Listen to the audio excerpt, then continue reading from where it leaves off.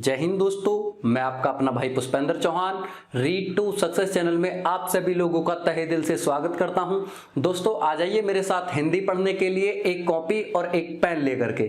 दोस्तों जैसा कि मैंने आप लोगों को अब से पहली वीडियो के अंतर्गत दोस्तों व्यंजन संधि को पढ़ाया था, मैंने दोस्तों उस वीडियो के अंतर्गत व्यंजन संधि को लेकर के एक छोटे छोटे पॉइंट को लेकर के दोस्तों आप लोगों के सामने डिस्कस किया था।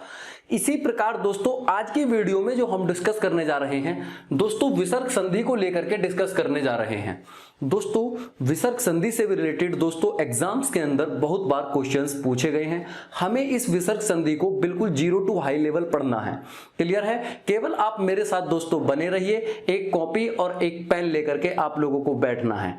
और दोस्तों जिन लोगों ने अभी तक हमारे चैनल को सब्सक्राइब नहीं किया है फटाफट हमारे चैनल को सब्सक्राइब कर दीजिए और उस बेल आइकन को दबा दीजिए। आइए स्टार्ट करते हैं। दोस्तों हम जो स्टार्ट कर रहे हैं इसका नाम है विसर्ग संधि। मैंने यहां पर लिखा क्या? विसर्ग संधि। अब दोस्तों सबसे पहले आया विसर्ग। अब विसर्ग क्या होता है? जब मैंने आप लोगों को दोस्तों वर्णमाला पढ़ाई थी तो उस वर्णमाला के अंतर्गत मैंने आप लोगों को बताया था कि इसको, ये जो बिंदी होती है इसको बोला जाता है अनुस्वार। और दोस्तों बाद में जो ये दो बिंदी लगती हैं इन्हीं को बोला जाता है विसर्ग। तो दोस्तों आज जो हम डिस्कस कर रहे हैं वो इसी विसर्ग संधि के ऊपर डिस्कस कर रहे हैं। अब दोस्तों विसर्ग के बाद आता है संधि। अब विसर्ग संधि क्या है? अगर मैं इसकी डेफिनेशन की बात करूं, इसकी परिभाषा की बात करूं तो विसर्ग के बाद स्वर या व्यंजन आने से जो विसर्ग में विकार उत्पन्न होता है उसी को विसर्ग संधि बोला जाता है। अर्थात मैंने क्या बोला कि विसर्ग के बाद स्वर आए या व्यंजन आए, इसमें जो भी विकार उत्पन्न होगा, विकार या परिवर्तन होगा उसी को बोला जाता है दोस्तों विसर्ग संधि। अब एक एग्जाम्पल के माध्यम से दोस्तों हम इसे समझने का प्रयास करते हैं। मैंने दोस्तों एग्जाम्पल के लिए लिखा मन धन अनुकूल। अब दोस्तों इसका जो संधि होने के बाद दोस्तों इसका जो अर्थ आया वो आया मनोनुकूल। अब हमने यहां पर क्या देखा? इस विसर्ग के बाद, यानी ये विसर्ग लगे हैं, अब विसर्ग के बाद क्या आया? स्वर आया। तो विसर्ग के बाद स्वर आने से क्या परिवर्तन हुआ? विसर्ग का दोस्तों ओ हो गया, यानी ये परिवर्तन आया, इसी को बोला जाता है विसर्ग संधि। एक और एग्जाम्पल दोस्तों अगर मैं लूं, मैंने लिखा तप धन बल। अब ये क्या हो गया? तपोबल। अब दोस्तों इस विसर्ग के बाद यहां पर क्या आया? व्यंजन आया। अब इस व्यंजन से दोस्तों इस विसर्ग के बाद व्यंजन आने से क्या हो गया? विसर्ग का ओ हो गया। अब क्या बन गया? तपोबल बन गया। अब इसी प्रकार दोस्तों यहीं से डेफिनेशन बन जाती है, यहीं से परिभाषा बन जाती है कि विसर्ग के बाद स्वर आए या विसर्ग के बाद व्यंजन आए, इसमें जो विकार उत्पन्न होता है उसी को विसर्ग संधि बोला जाता है। अब दोस्तों इस विसर्ग संधि के कुछ अपने नियम होते हैं, आइए उन्हीं नियमों को लेकर के डिस्कस करते हैं। दोस्तों विसर्ग संधि का पहला नियम है विसर्ग का ओ में परिवर्तन। आइए दोस्तों जानते हैं इस रूल के अंतर्गत क्या कहा गया है। इसमें है दोस्तों, यदि विसर्ग से पहले ए, यानी विसर्ग से पहले क्या? अ, और बाद में ए हो, और बाद में भी ए हो, या ए हो, या किसी वर्ग के तीसरे चौथे पांचवें, अथवा ये रे ले वे में से कोई वर्ण हो तो विसर्ग का ओ हो जाता है। आइए दोस्तों इसको शॉर्ट लैंग्वेज में समझने का प्रयास करते हैं। ये किताबी लैंग्वेज है, अब हम इसे अपने रूप में देखते हैं कि क्या बोल सकते हैं। यदि विसर्ग से पहले, ये दोस्तों यहां पर फोकस करना है, जहां पर भी विसर्ग आ जाए, ठीक है। यदि विसर्ग से पहले आपको क्या देखने को मिले? ए देखने को मिले, या बाद में विसर्ग के बाद में भी ए हो, या वर्ग के तीसरे चौथे पांचवें अक्षर हों, अर्थात ये वर्ग हैं क वर्ग, च वर्ग, ट वर्ग, त वर्ग और प वर्ग। इसके कौन से तीसरे चौथे पांचवें अक्षर, अर्थात तीसरे चौथे पांचवें अक्षर, यानी ये वाला पार्ट हो या ये रे ले वे हो, तो विसर्ग का क्या हो जाता है, ओ हो जाता है। अब मैंने क्या बताया, मैंने बताया जहां पर भी विसर्ग है, विसर्ग से पहले ए है और उसके बाद में या तो ए है या इनमें से वर्ग के तीसरे चौथे पांचवें अक्षरों में से एक अक्षर कोई सा भी है, या ये रे लेवे में से एक अक्षर कोई सा भी है। विसर्ग के बाद इन सभी में से एक अक्षर होना जरूरी है, तभी क्या हो जाएगा, विसर्ग का ओ हो जाएगा। आइए एग्जाम्पल के माध्यम से इसे समझने का प्रयास करते हैं। दोस्तों पहले एग्जाम्पल के अंतर्गत क्या लिखा है, मन धन रथ, क्या हो गया, मनोरथ हो गया। अब यहां विसर्ग के बाद दोस्तों क्या देखने को मिला, हमें रे देखने को मिला, और विसर्ग से पहले जब आप न बोलेंगे तो ए की साउंड आएगी, अर्थात हमें विसर्ग से पहले भी क्या देखने को मिला, ए देखने को मिला। तो हमारी यहां पर कंडीशन फॉलो होती है, क्योंकि ये रे आ गया यहां पर। अब कंडीशन फॉलो होने से इस विसर्ग क्या हो जाएगा, ओ हो जाएगा, अर्थात मन धन रथ क्या हो गया, मनोरथ हो गया, ये ओ में बदल गया। क्लियर है। नेक्स्ट एग्जाम्पल के अंतर्गत क्या है दोस्तों, यश धन दा।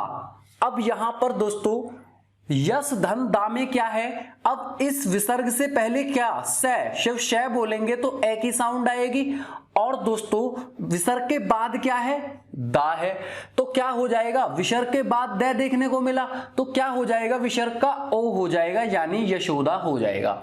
इसी प्रकार दोस्तों इस एग्जाम्पल के अंतर्गत है मन धन हर।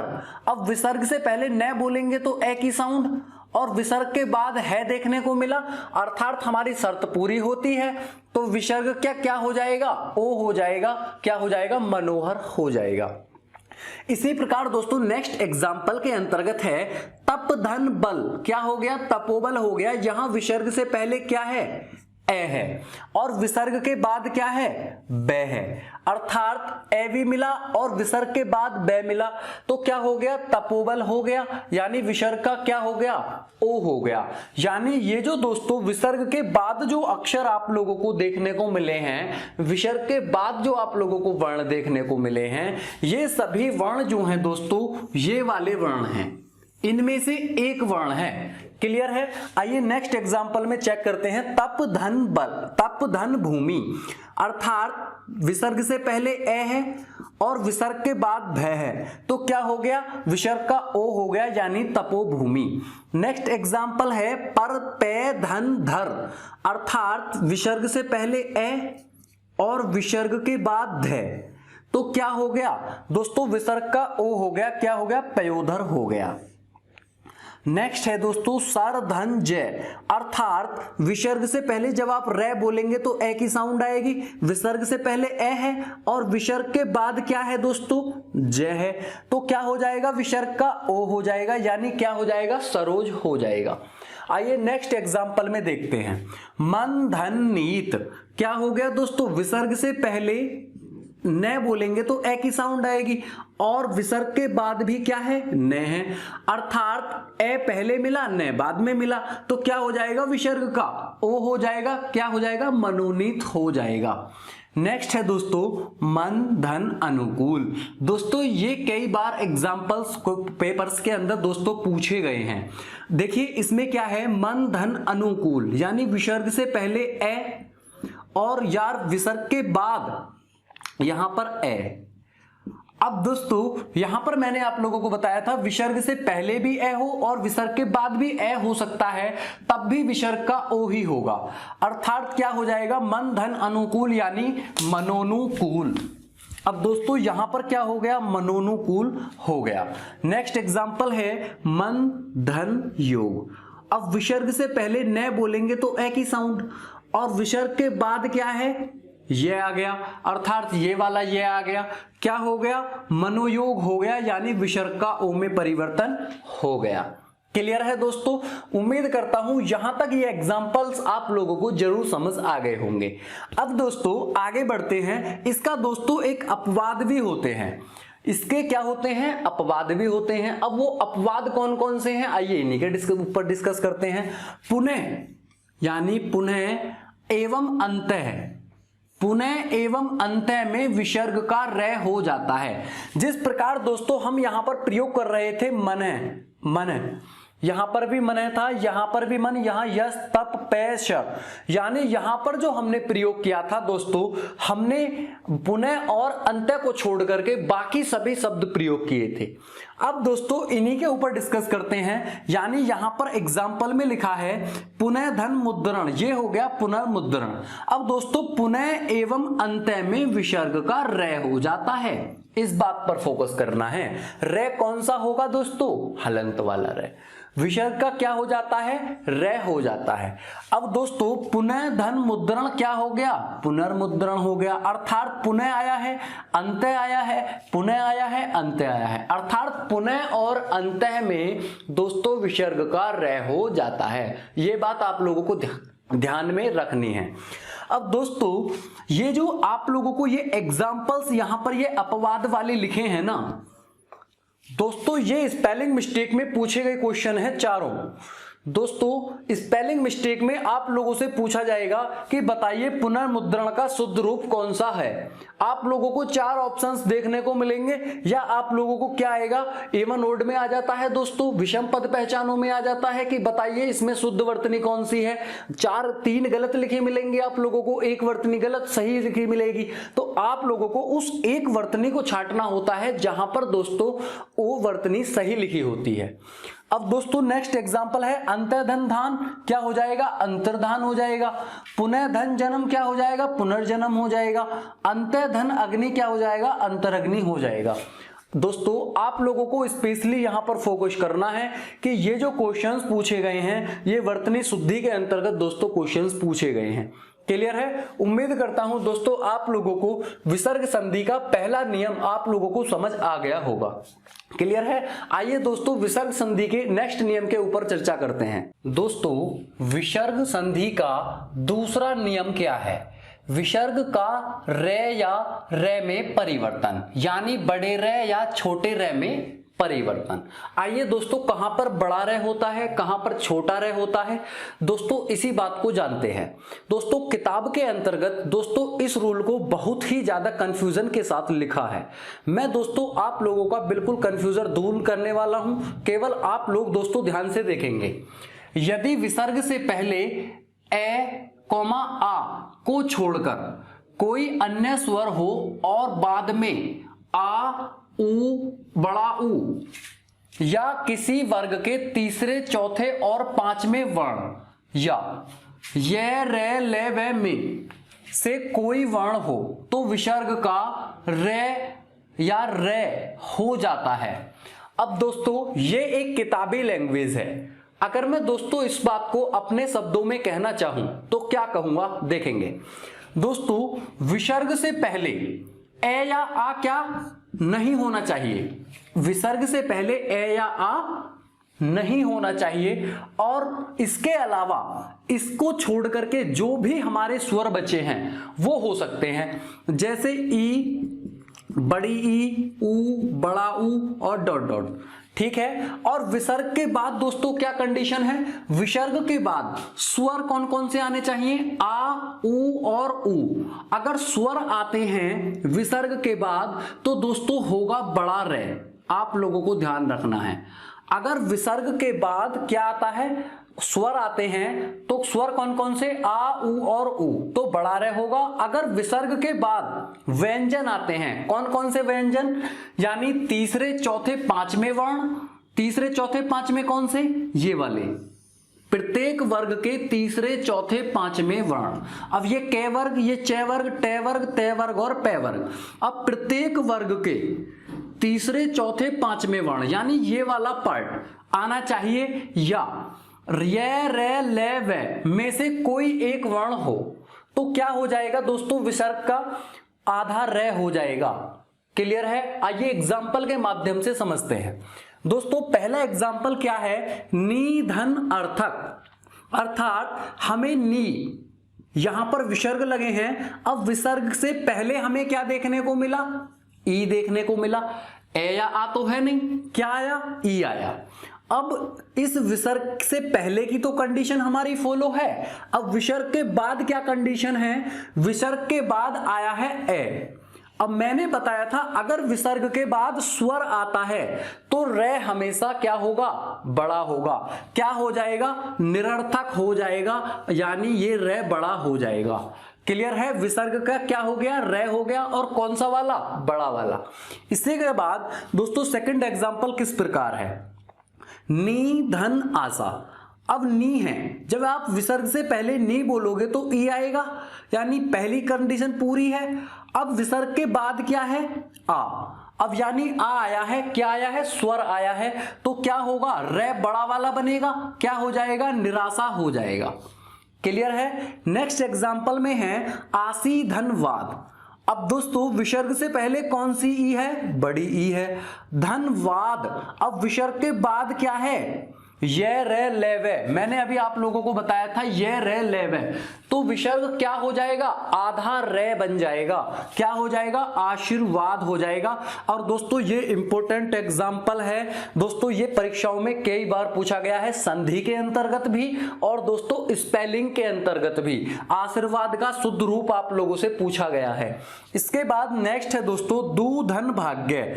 अब ऊ यानी कौन सा ऊ, छोटा ऊ देखने को मिला विसर्ग से पहले। अब विसर्ग के बाद क्या है, भ, यानी कौन सा भय क्या है दोस्तों, प फ ब भ म, अर्थात चौथा वर्ण है पे वर्ग का। तो दोस्तों क्या हो जाएगा, आधा रे हो जाएगा, क्या हो जाएगा, दू धन भाग्य यानी दुर्भाग्य। नेक्स्ट एग्जाम्पल है नी धन जन, क्या हो जाएगा, निर्जन हो जाएगा, अर्थात विसर्ग से पहले ई है, छोटी ई है, और विसर्ग के बाद क्या है, ज है। इसी प्रकार दोस्तों दू धन ऊह, क्या हो जाएगा, दुरूह हो जाएगा। क्यों हो जाएगा दोस्तों, यहां पर विसर्ग से पहले तो ऊ है और विसर्ग के बाद क्या है, बड़ा ऊ है, अर्थात स्वर है। अब स्वर है तो रे क्या बन जाएगा, बड़ा बन जाएगा, क्या हो जाएगा, दुरूह हो जाएगा। नेक्स्ट है दू धन उपयोग, क्या हो जाएगा दोस्तों, विसर्ग से पहले ऊ है और विसर्ग के बाद क्या है, ऊ है। तो इस ऊ, जब ऊ आया है तो ये ऊ क्या है, स्वर है। तो रे कैसा बनेगा, विसर्ग जो बदलेगा किस रे में बदलेगा, बड़े रे में बदलेगा, क्या हो जाएगा, दुरुपयोग हो जाएगा। इसी प्रकार दोस्तों नेक्स्ट एग्जाम्पल में है, यहां पर क्या लिखा है, दू धन बल, अर्थात ऊ के बाद विसर्ग के बाद क्या आया, ब, अर्थात विसर्ग से पहले तो ऊ है और विसर्ग के बाद क्या है, ब, यानी व्यंजन है। तो दोस्तों विसर्ग किस में बदलेगा, आधे रे में बदलेगा, क्या हो जाएगा, दुर्बल हो जाएगा।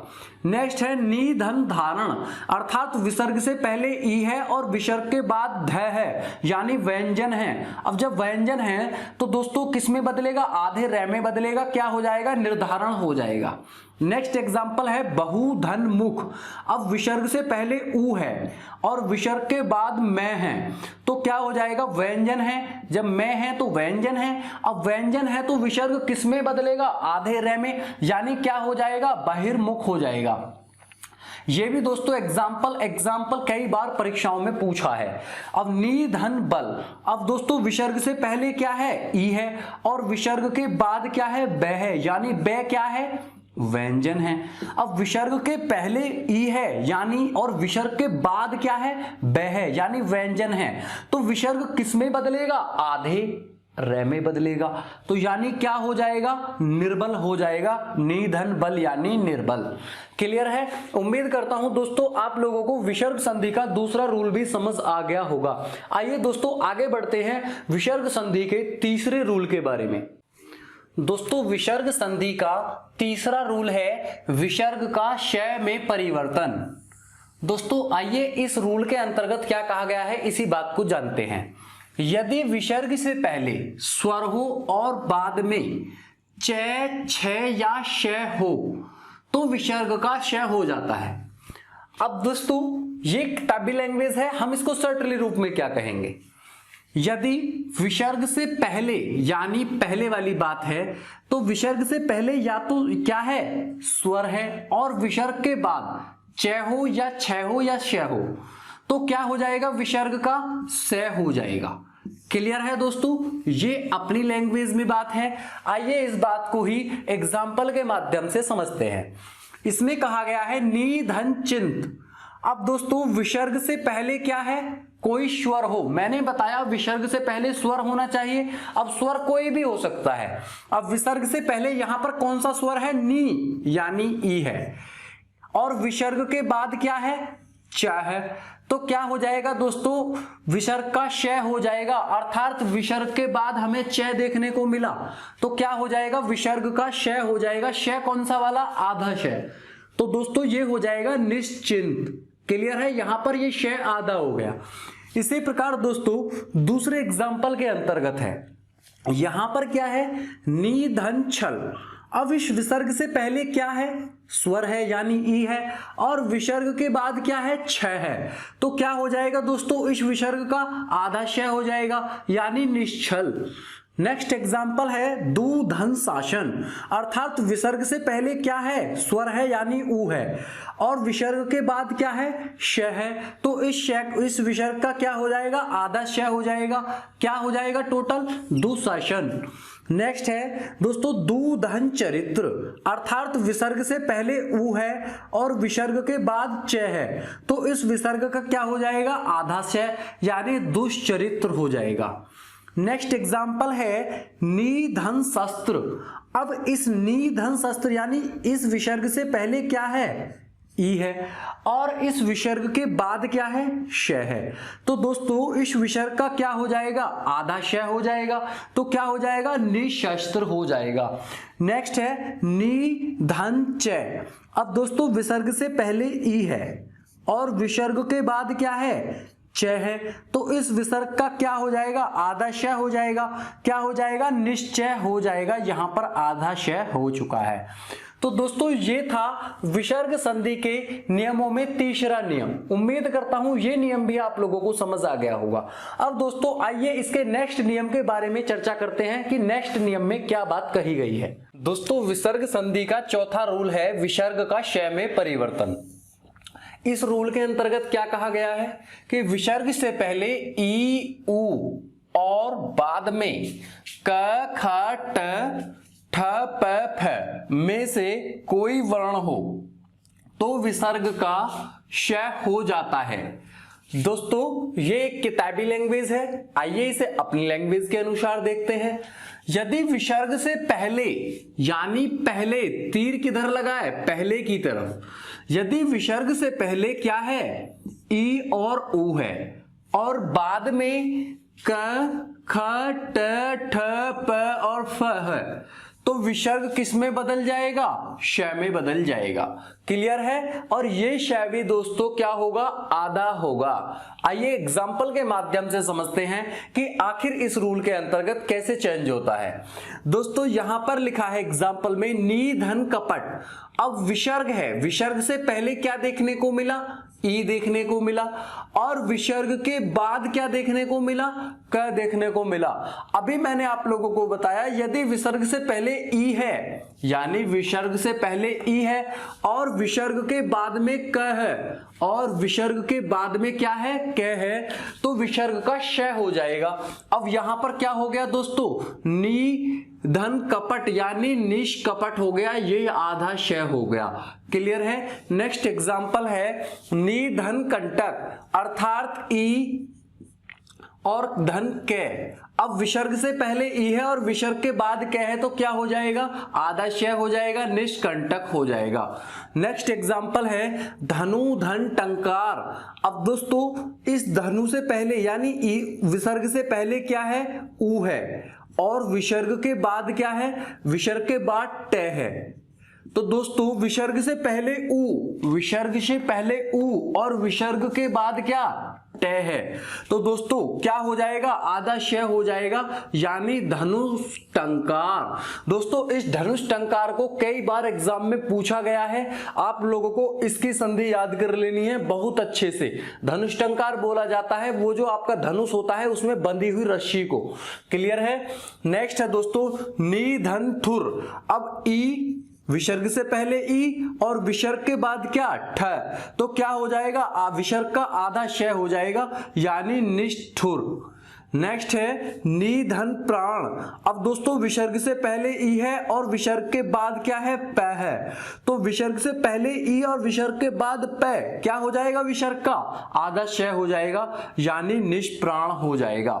नेक्स्ट है निधन फल। अब विसर्ग से पहले क्या ई और विसर्ग के बाद क्या फ, तो दोस्तों विसर्ग का क्या हो जाएगा, आधा श हो जाएगा, यानी निष्फल।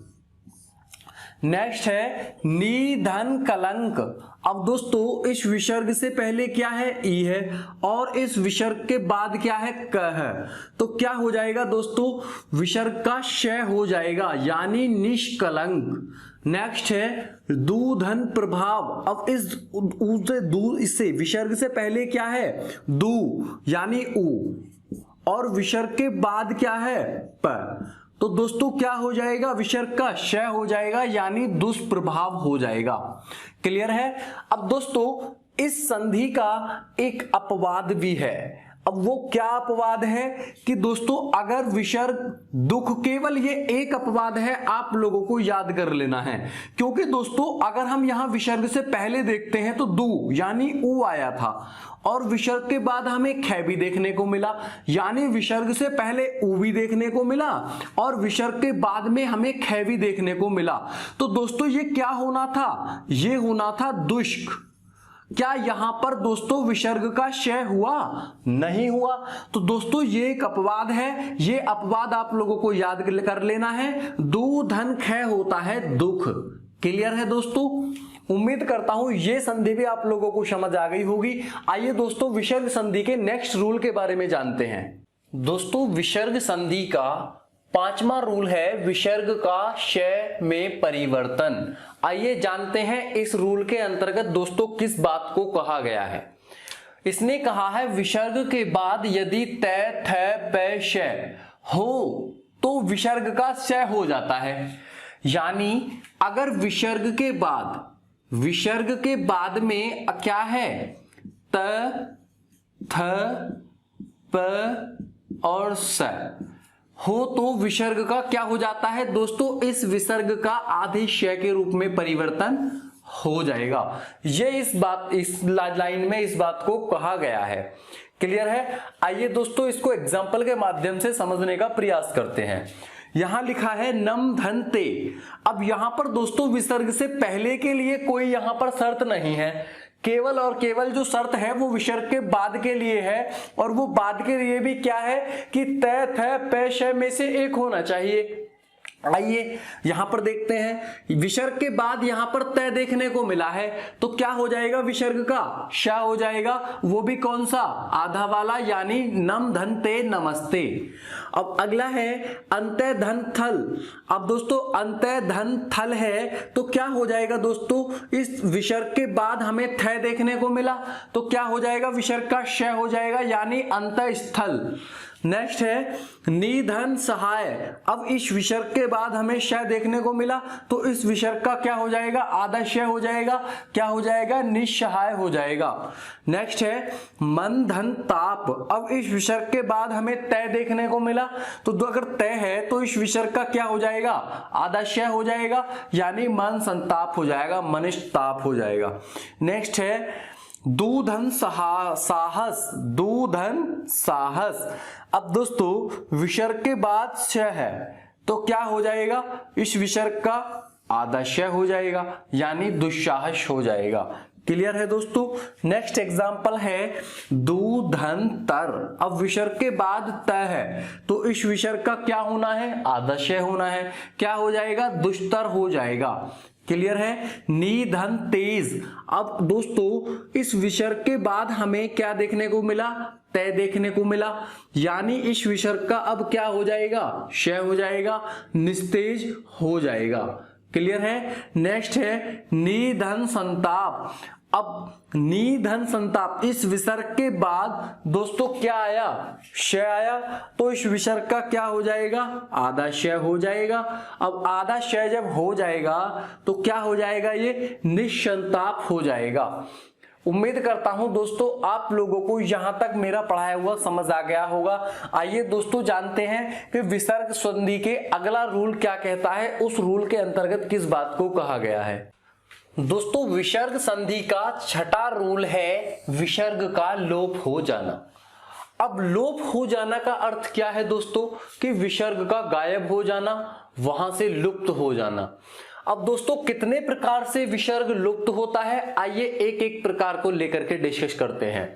पहला प्रकार है यदि विसर्ग के बाद क्षय हो तो विसर्ग लुप्त हो जाता है और च का आगम हो जाता है। आप यहां पर कह सकते हैं कि विसर्ग का च हो जाना। क्लियर है। आइए दोस्तों इसको शॉर्ट लैंग्वेज में देखते हैं कि शॉर्ट लैंग्वेज में इसको हम क्या कह सकते हैं। यदि विसर्ग के बाद क्या हो, क्षय हो, तो विसर्ग क्या हो जाएगा, लुप्त हो जाएगा और दोस्तों इस च का क्या हो जाएगा, आगम हो जाएगा। आइए दोस्तों इसको एग्जांपल के माध्यम से समझते हैं। अनुधन छेद। अब हमें यहां विसर्ग के बाद क्षय देखने को मिला। अब जब क्षय देखने को मिला है तो तुरंत दिमाग में घंटी बजेगी कि सर जी अगर विसर्ग के बाद क्षय है तो विसर्ग का आधा क्षय हो जाएगा, तो यानी क्या हो जाएगा दोस्तों, अनुच्छेद हो जाएगा, अनुधन छेद मिलाकर के अनुच्छेद हो जाएगा। सेकंड एग्जाम्पल में भी दोस्तों इसी प्रकार है, विसर्ग के बाद क्षय है तो विसर्ग का क्या हो जाएगा दोस्तों, यानी क्या हो जाएगा, क्षय हो जाएगा, क्या हो जाएगा, छत्र छाया हो जाएगा, छत्र धन छाया यानी छत्र छाया। क्लियर है दोस्तों। अब यहां से विसर्ग यानी हमारा लोप हो गया है, गायब हो गया है। आइए दोस्तों इसका सेकंड रूल क्या है। यदि विसर्ग के बाद र हो तो विसर्ग लुप्त हो जाता है। यदि विसर्ग के बाद क्या हो, र हो, तो विसर्ग लुप्त हो जाता है और उसके पहले का स्वर दीर्घ हो जाता है। यानी मैंने इसको क्या बात कही है, इसको शॉर्ट लैंग्वेज में कैसे समझेंगे। यदि विसर्ग के बाद क्या है, र है, तो विसर्ग दोस्तों क्या हो जाएगा, लुप्त हो जाएगा। पहले स्थान पर र आया, फिर विसर्ग का क्या कर दिया, लुप्त कर दिया।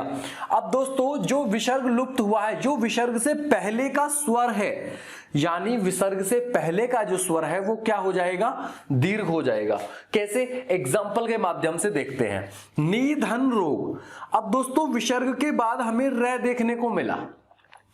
अब जब र देखने को मिला है तो दोस्तों क्या हो जाएगा, विसर्ग लुप्त हो जाएगा, यानी वहां से गायब हो जाएगा। तो ये विसर्ग दोस्तों यहां से गायब हो जाएगा।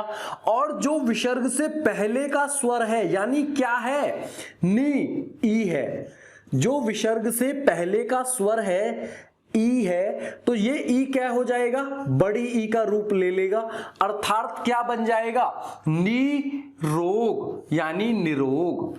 क्लियर है दोस्तों। निधन रोग क्या हो जाएगा, निरोग हो जाएगा। इसी प्रकार दोस्तों यहां पर भी विसर्ग के बाद हमें र देखने को मिला है। अब जब र देखने को मिला है और तो क्या हो जाएगा, ये जो विसर्ग से पहले की का स्वर है ये बड़ा हो जाएगा, क्या हो जाएगा, नीरस यानी निधन रस नीरस। अब ये दोस्तों आपकी क्या हो गया, विसर्ग से पहले का जो स्वर था वो बड़ा हो गया। नेक्स्ट है दोस्तों निधन रव। अब दोस्तों विसर्ग से पहले क्या है, ई, तो ई कैसी हो जाएगी, बड़ी हो जाएगी। और जो विसर्ग के बाद है रे, तो रे आने से विसर्ग गायब हो जाएगा, क्या हो जाएगा, निधन रव यानी नीरव। नेक्स्ट है निधन रज, यानी क्या हो जाएगा, नीरज हो जाएगा। क्लियर है दोस्तों। ये थे विसर्ग का लोप हो जाने के दो रूल। अब दोस्तों इसका एक और आखिरी रूल है विसर्ग के लोप हो जाने से ही संबंधित। आइए इसी रूल के ऊपर डिस्कस करते हैं। विसर्ग का लोप हो जाना का तीसरा और आखिरी रूल है दोस्तों, यदि विसर्ग के पहले ए या आ हो और विसर्ग के बाद भिन्न स्वर हो तो विसर्ग का लोप हो जाएगा। कैसे दोस्तों, इसको शॉर्ट भाषा में कैसे कहेंगे कि विसर्ग से पहले क्या हो, ए हो या आ हो। तो दोस्तों और इसके बाद विसर्ग के बाद क्या हो, भिन्न स्वर हो। भिन्न स्वर का मतलब है कि ए या आ नहीं होने चाहिए, इसके अलावा कोई और स्वर हो जाए तो दोस्तों क्या हो जाएगा, विसर्ग का लोप हो जाएगा। क्लियर है? आइए इसको एग्जाम्पल के माध्यम से समझते हैं। अतः धन एव, और दोस्तों यहां विसर्ग से पहले हमें अतः, जब तय बोलेंगे तो दोस्तों ए की साउंड आएगी। तो क्या देखने को मिला, विसर्ग से पहले ए देखने को मिला, और विसर्ग के बाद भिन्न स्वर यानी ए या आ को छोड़कर हमें क्या देखने को मिला, ए देखने को मिला। तो दोस्तों क्या हो जाएगा, विसर्ग का लोप हो जाएगा, यानी विसर्ग यहां से गायब हो जाएगा, यानी क्या हो जाएगा, अतएव हो जाएगा। नेक्स्ट है दोस्तों तत् धन एव, यहां पर भी दोस्तों वही लॉजिक है। तो तय, जब आप तय बोलेंगे तो ए की साउंड आएगी, और विसर्ग के बाद ए है तो दोस्तों क्या हो जाएगा, विसर्ग लोप हो जाएगा, ततएव हो जाएगा। क्लियर है दोस्तों? उम्मीद करता हूं ये भी आप लोगों को समझ आ गया होगा। मुझे पता है दोस्तों आप लोगों को बोरियत फील हो रही होगी, लेकिन दोस्तों आप लोग कुछ और समय मेरे साथ एक नवीन ऊर्जा के साथ जुड़े रहिए। और दोस्तों आप लोग यदि नवीन ऊर्जा के साथ मेरे साथ जुड़े रहेंगे तो दोस्तों आपको कुछ समय बाद ऑटोमेटिक ही आप लोगों को एक नवीन ऊर्जा का आभास होगा। क्लियर है?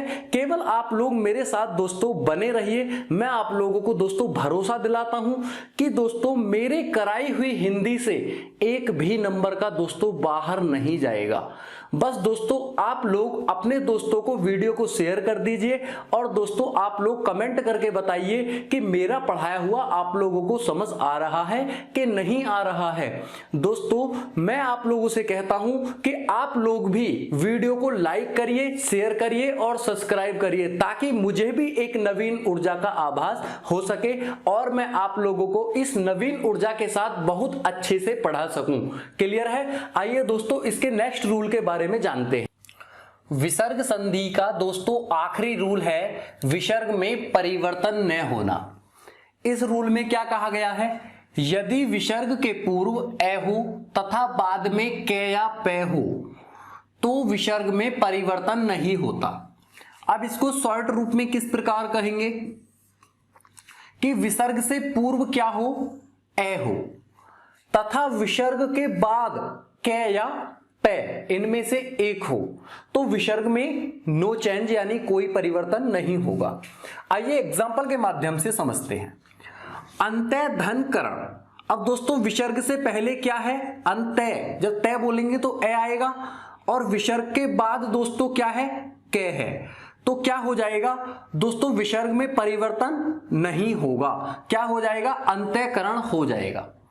इसी प्रकार नेक्स्ट में है विसर्ग से पहले प्रातः, ए की साउंड आई, और दोस्तों विसर्ग के बाद क है, तो दोस्तों क्या होगा, अब विसर्ग में परिवर्तन नहीं होगा, तो क्या हो जाएगा, प्रातः काल।